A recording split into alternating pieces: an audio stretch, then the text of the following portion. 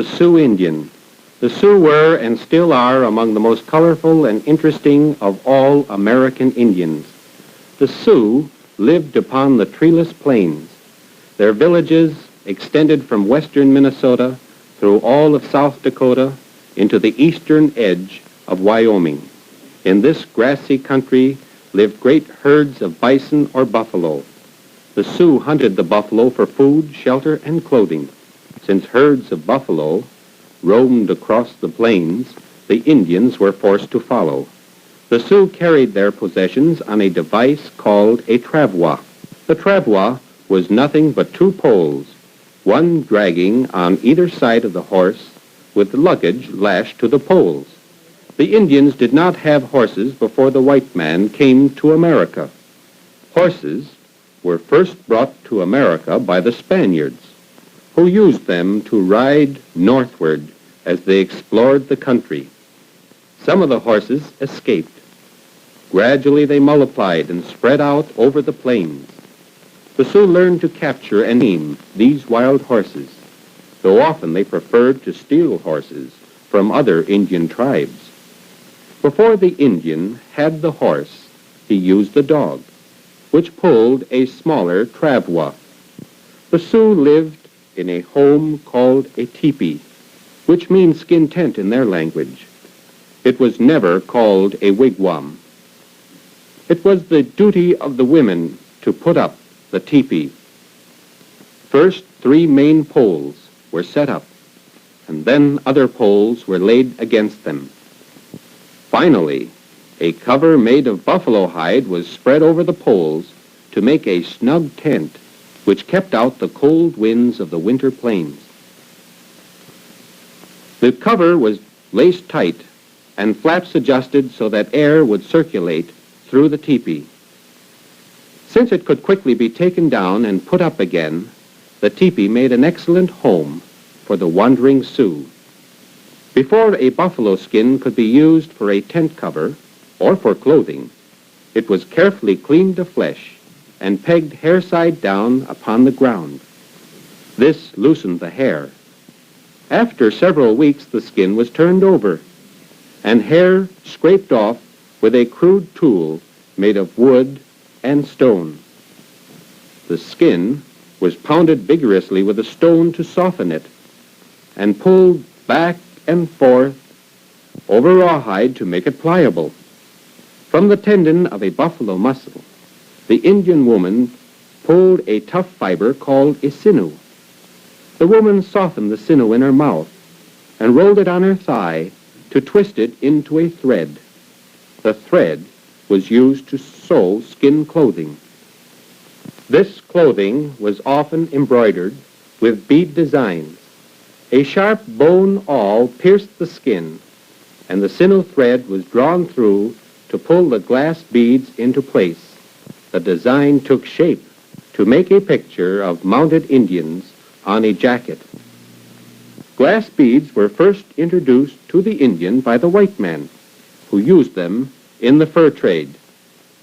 Before the white man came, the Sioux Indian used the quills of the porcupine to decorate their clothing. The quills were dyed in bright colors with plant juices and minerals. An assortment of colors were kept handy when a woman used them for embroidery. Each quill was first flattened by pulling it through the tightly clenched teeth. This also softened the quill so that it could be bent and sewed back and forth until it made a bold and colorful design. The buffalo robe was warm, and the porcupine quill embroidery made it beautiful as well. The Sioux used almost every part of the buffalo. From the horns they cleverly fashioned spoons, and the hide from the back of the head made an excellent bowl. After a buffalo hunt, the meat was cut apart and distributed equally to each Indian family. It was the task of the women to gather wood for the fire. A fire was started with a friction drill. Wood spinning upon wood became hot, and a smoldering spark began to burn. The meat was roasted on top of hot coals. Every part of the buffalo was used. The intestines were roasted and considered a delicacy. Often the Sioux used a most unusual cooking pot. The stomach of a freshly killed buffalo was carefully suspended between 4 upright sticks. Then with a horn spoon it was filled with fresh water. In the meantime, stones were heated on a nearby fire. Using sticks, the Indian cook placed hot stones into the water, which set it to boiling fiercely. Quickly the meat was placed into the boiling pot. Bits of wild turnip were added for seasoning, and more meat. In a few minutes, the Indian had boiled meat, a nourishing soup, and a well-cooked buffalo stomach for dessert. The Sioux learned to preserve some of the meat for future use by drying it. To prepare it for drying, the meat was cut into very thin slices.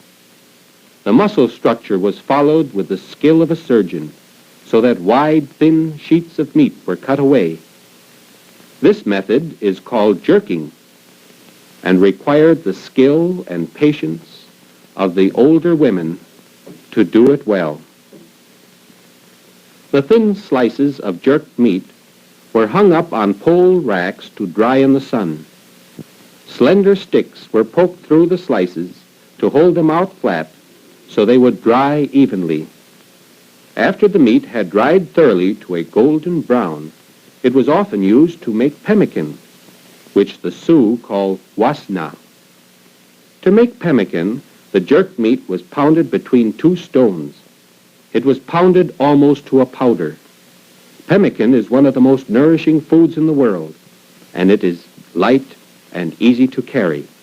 That is why it made an excellent food for the Sioux, who were constantly on the move.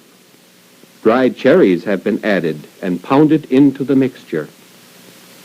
An oily marrow obtained from split bones was added to keep the mixture from spoiling.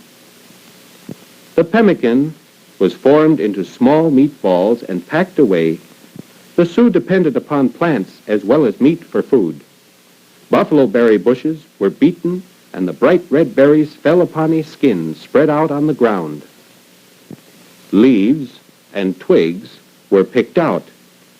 The berries were mashed and pounded between 2 stones in a buffalo hide bowl.